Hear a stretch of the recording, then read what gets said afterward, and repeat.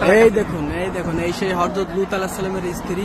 দেখুন এখনো একদম পাহাড়ের সাইডে দেখুন কিনারায় কিভাবে দাঁড়িয়ে আছে। দেখুন আল্লাহর গজব কতটা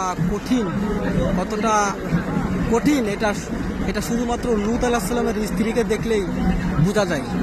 দেখুন এখন ওই অবস্থায় আছে, চাইলে ঝড় বাতাস কোনো কিছুতে এটা ভাঙে নাই। দেখুন একদম পাহাড়ের পাহাড়টা ঘেঁষে একদম তার নিচেই রাস্তা, কিন্তু এখনকার রাস্তা হয়েছে, কিন্তু ওই সময় রাস্তা ছিল না। দেখুন তার পাশে দেখুন ওগুলো দেখুন মাটির মূর্তি হয়ে গেছে। দেখুন এই দেখুন এখানে পুরুষের সহকামী চলতো, কিন্তু আল্লাহ তাআলা হিদায়াতের জন্য নূহ আলাইহিস সালামকে এখানে প্রেরণ করেছিলেন, কিন্তু তার কথা কেউ কর্ণপাত না করায় তার স্ত্রীও কাফেরদের পক্ষে ছিল। আল্লাহ বলেছিল নূহ আলাইহিস সালামকে, তুমি তোমার গোত্র নিয়ে চলে যাও এখান থেকে।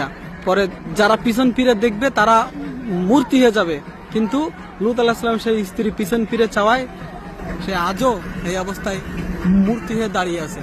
বিশ্ব মুসলমানদের জন্য এটা একটি শিক্ষণীয় নিদর্শন। একবার দেখুন।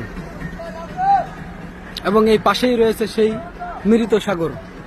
এই যে সাগর, এই সাগর যে মানুষ কেউ নামলেই বেঁচে থাকে আর কেউ ডুবে না। এটা পুরাই একটা আল্লাহর ওই সময় গজব নাজিল হয়েছিল, পুরা এই জায়গাটা পুরা উল্টাই দিছিল।